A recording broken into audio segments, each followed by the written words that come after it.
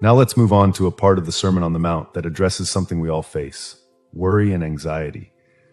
Jesus says, "Therefore I tell you, do not worry about your life, what you will eat or drink, or about your body, what you will wear.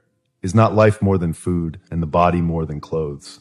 Matthew 6:25. That's quite a challenge, isn't it? We live in a world full of things to worry about: bills to pay, deadlines to meet, relationships to manage. And here is Jesus telling us not to worry. How is that possible? But note that Jesus is not promoting irresponsibility. He's not saying we shouldn't plan or work. He is addressing the paralyzing anxiety that can consume our lives. Jesus uses beautiful examples from nature to illustrate his point.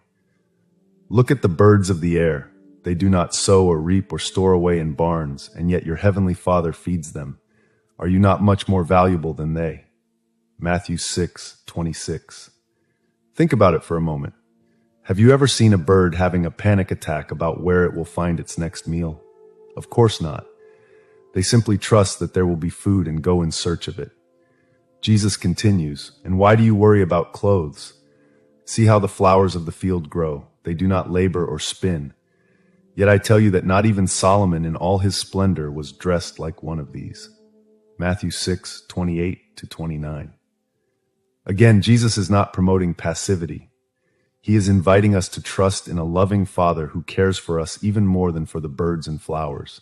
He is challenging our tendency to think that everything depends on us. And then comes the powerful conclusion: "But seek first his kingdom and his righteousness, and all these things will be given to you as well." Matthew 6:33. This is a radical change of priorities. Jesus is saying, put God first, seek his will, pursue his righteousness, and trust that he will take care of your needs. It's not a promise of wealth or a trouble-free life. It's an invitation to live with an eternal perspective, trusting in a God who loves and cares for us.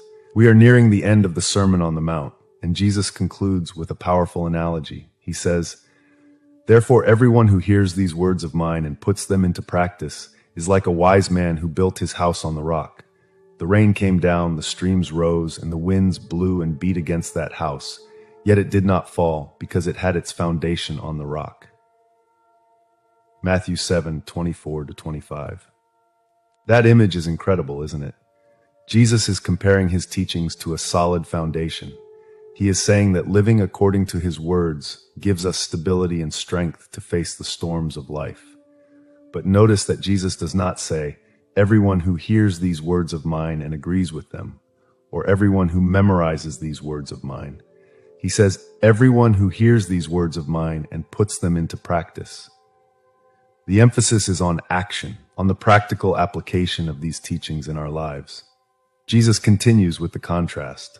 "But everyone who hears these words of mine and does not put them into practice is like a foolish man who built his house on sand.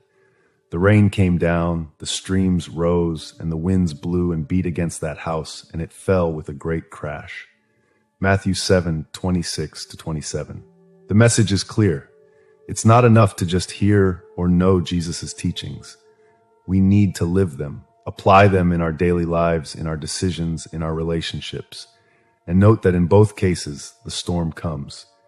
Jesus does not promise a life without difficulties for those who follow his teachings.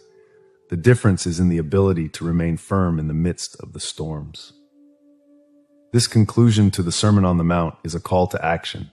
It's Jesus saying, don't just be hearers, be doers. Live these truths, let them shape who you are and how you live. And so we end our journey through the Sermon on the Mount. We began with the Beatitudes, which overturned our notions of happiness and success. We explored teachings on forgiveness, love for enemies, prayer, judgment, anxiety, and more.